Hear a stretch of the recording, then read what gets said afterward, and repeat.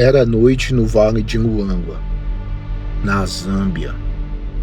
O ano era 1991. O sol já havia se posto atrás das colinas, e a escuridão cobria a savana como um manto pesado. Em um pequeno vilarejo próximo ao rio, os moradores se recolhiam em suas cabanas. As fogueiras queimavam baixo. O som dos grilos preenchia o ar. Mas havia algo errado. Os cães não latiam, os pássaros noturnos não cantavam. Um silêncio estranho havia tomado conta da paisagem. Era o silêncio do medo. Porque nas semanas anteriores, algo terrível havia começado a acontecer naquela região. Algo que faria com que este vilarejo entrasse para a história como o palco de um dos ataques mais brutais cometidos por um leão devorador de homens. Os moradores sabiam que havia um leão na área. Leões sempre existiram ali, mas este era diferente. Este não tinha medo, esse não fugia. Este vinha quando todos dormiam, e quando amanhecia, sempre faltava alguém. As primeiras vítimas foram encontradas perto do rio. Homens e mulheres que haviam ido buscar água e nunca mais voltaram. Depois, os ataques chegaram mais perto, dentro do vilarejo. Barracas rasgadas, cercas de espinhos derrubadas e pegadas enormes na terra molhada. Pegadas que não mentiam. O leão era grande, muito maior do que qualquer outro já visto na região. Os rastros indicavam um animal monstruoso, com patas do tamanho de pratos. Os moradores começaram a temer o anoitecer. Quando o sol se punha, todos se trancavam em casa, mas as cabanas de palha e barro não eram barreiras para uma fera daquele porte. Em poucas semanas, 6 pessoas haviam sido mortas.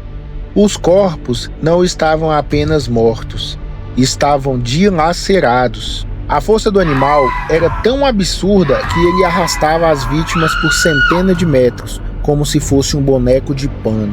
Os anciões da tribo diziam que não era um leão comum, era um espírito vingativo, uma maldição. Outros diziam que era o diabo em forma de animal.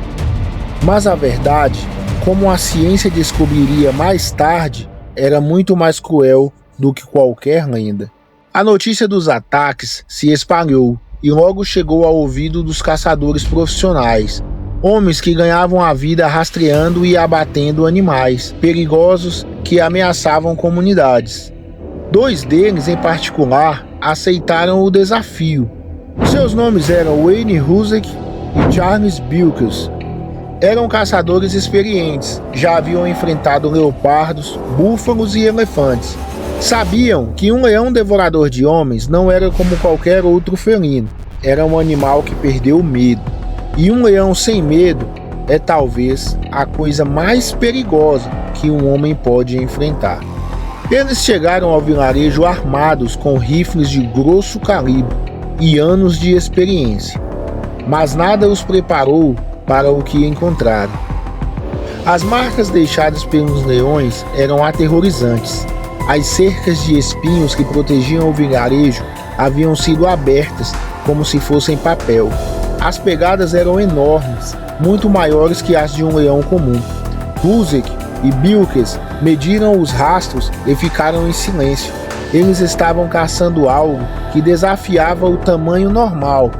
O plano era simples. Durante o dia, eles rastreariam o animal. Durante a noite, montariam emboscadas perto das carcaças das vítimas, esperando que o leão retornasse para se alimentar. Mas este leão não era bobo.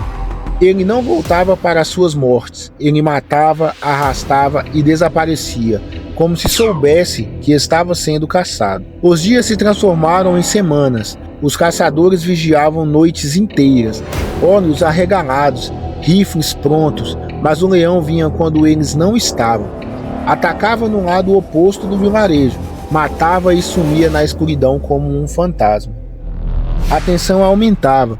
Os moradores começaram a perder a esperança. Alguns fugiram do vilarejo, Outros se recusavam a sair de suas casas, nem mesmo durante o dia eles saíam. A caçada estava se arrastando, e o leão parecia estar sempre um passo à frente. Até que, em uma noite fatídica, tudo mudou. Ruzek e Bilkes decidiram mudar de estratégia. Em vez de esperar o leão, eles iriam atrás dele. Com a ajuda de rastreadores locais, conseguiram localizar a área onde o animal se escondia durante o dia. Era uma região densa de arbustos e árvores, às margens do rio Luangma, um lugar perfeito para uma emboscada. Eles avançaram lentamente. O sol estava se pondo e a luz começava a rarear. Cada passo era calculado. Cada galho que estava sob os pés parecia um trovão. O cheiro da terra molhada e folhas podres preenchia o ar. E de repente, Ruzek levantou a mão. Todos pararam. Ele estava ali, a poucos metros de distância, entre a vegetação. 2 olhos refletiam a luz do crepúsculo. Não era um brilho comum. Era um brilho frio, calculista. Ruzek ergueu o rifle, apontou. Mas antes que pudesse puxar o gatilho, o animal se moveu. Com um rugido que fez o chão tremer, o leão explodiu da vegetação. Ele não fugiu, ele atacou. Os caçadores recuaram, disparando. Os tiros ecoaram pela savana, mas o leão já havia desaparecido na escuridão. Eles não sabiam se haviam acertado, só sabiam que o animal estava ferido. E um leão ferido é ainda mais perigoso. A caçada se intensificou nos dias seguintes. Agora eles tinham uma vantagem. O leão estava sangrando. Rastros de sangue marcavam seu caminho. Mas ele continuava matando. Mesmo ferido, ele ainda atacava o vilarejo, como se a dor não o detivesse, como se algo dentro dele o obrigasse a continuar. Foi então que Ruzek e Bilkes perceberam algo estranho. O leão não atacava apenas à noite, ele começou a aparecer durante o dia, encarando o vilarejo da distância, parado, imóvel, como se estivesse observando, estudando, esperando. E aqueles olhos não tinham medo. Finalmente, em setembro de 1991, o confronto final aconteceu. Ruzek avistou o leão novamente. Desta vez, o animal estava mais fraco. O sangue e o seu ferimento haviam feito seu trabalho. Mas ainda assim, ele não fugia. Estava deitado sobre uma árvore, ofegante, mas com os olhos fixos no caçador. Ruzek mirou, respirou fundo e disparou. O tiro ecoou. O leão caiu e não se levantou mais. Quando os caçadores se aproximaram, o que viram os deixou em silêncio. O animal era colossal. Seu corpo media 3,2 metros de comprimento. Suas patas eram enormes. Seus músculos, mesmo na morte, impressionavam. Quando o levaram para ser pesado, a balança marcou 249 quilos. Era o maior leão devorador de homens já registrado na história. Mas havia algo mais. Algo que explicava tudo. Quando examinaram a mandíbula do animal, encontraram a resposta para o mistério. O leão sofria de uma fratura grave e infeccionada na mandíbula. Os dentes estavam quebrados, podres. A dor era constante e insuportável. Ele não conseguia caçar presas grandes, não conseguia abater búfalos ou zebras. Cada tentativa de atacar um animal selvagem era um tormento. Por isso ele se voltou para os humanos, presas mais fáceis, de carne macia, que não exigiam a força bruta que havia perdido. Ele não matava por maldade, matava porque estava com fome. E estava com fome porque estava com dor, uma dor que ninguém via, uma dor que o transformou em um assassino. Hoje, o corpo do devorador de homens de Mafalda está empalhado em uma exibição no Field Museum de Chicago, nos Estados Unidos. Fica no andar térreo, enquanto os famosos leões de Tsavo ocupam um lugar de destaque no andar principal. Mas quem conhece sua história sabe, ele é tão impressionante quanto eles. 3,2 metros de comprimento, 249 quilos, 6 vidas ceifadas, uma mandíbula quebrada e uma história que nos lembra algo desconfortável.